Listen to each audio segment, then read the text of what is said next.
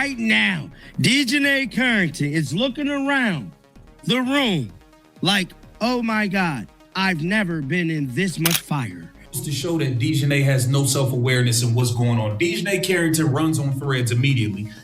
White privilege at Indiana Fever. White privilege. You running around with blonde hair. It looked like you trying to be white.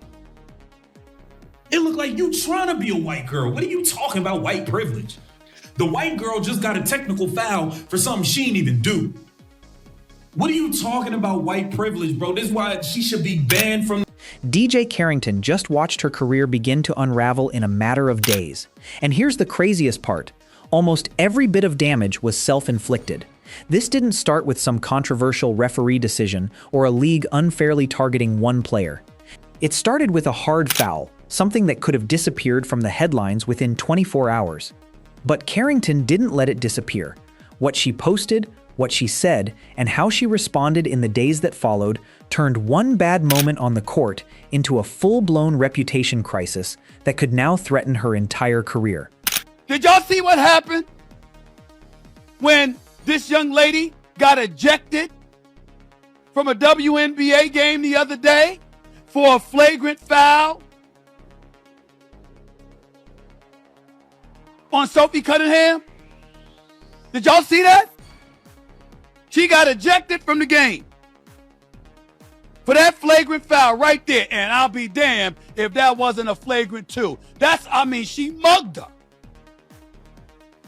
Damn near came across like decapitating her, for crying out loud. That was definitely a hard foul. Make no mistake about it. Nobody can argue about it. You can say what you want. We know what we saw. No way around it. DiJonai Carrington's foul was clearly unnecessary. Late in the first quarter of a nationally televised showdown between the Chicago Sky and Indiana Fever, Sophie Cunningham broke free in transition. She had a clear path to the basket and what looked like a routine layup. Then DJ Carrington came charging in from behind. Carrington's arm caught Cunningham across the head and neck, violently sending her crashing to the hardwood.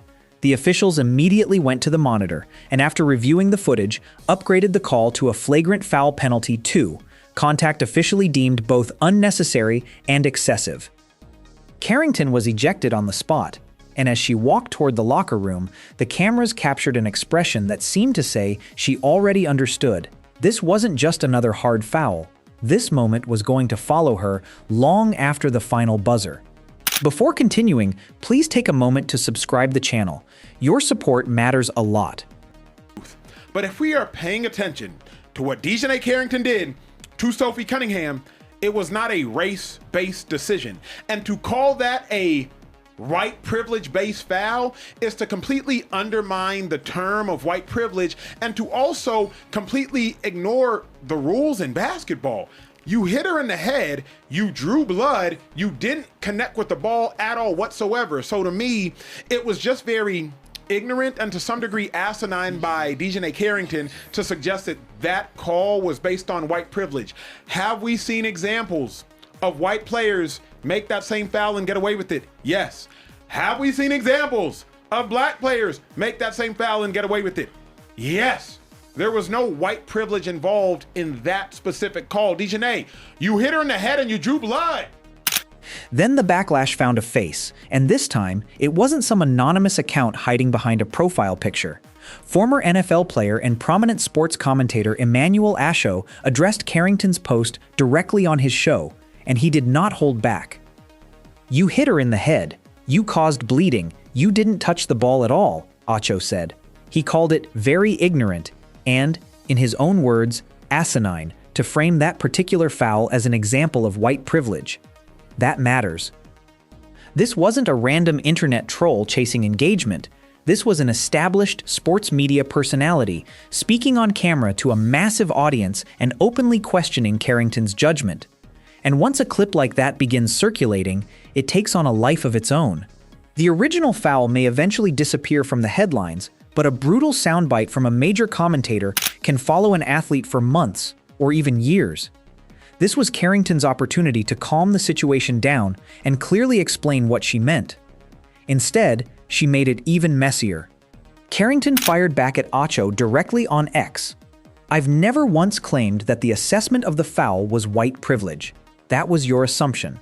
Try exercising your critical thinking skills. I know you studied psych." But she didn't stop there.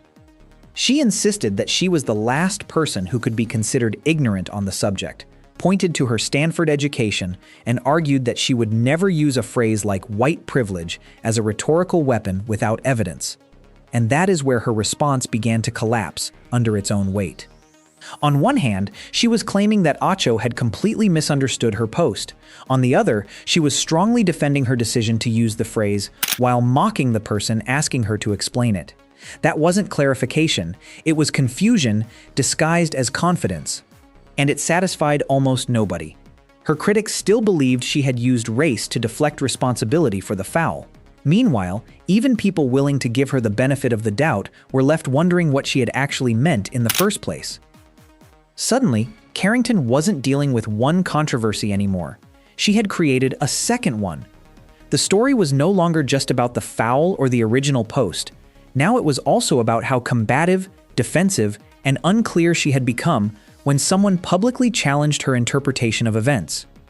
This exchange was the moment many fans began turning against her, not necessarily because of the foul itself, but because her response felt less like an honest attempt to correct a misunderstanding, and more like an attempt to win an argument she had already lost the moment she published that first post.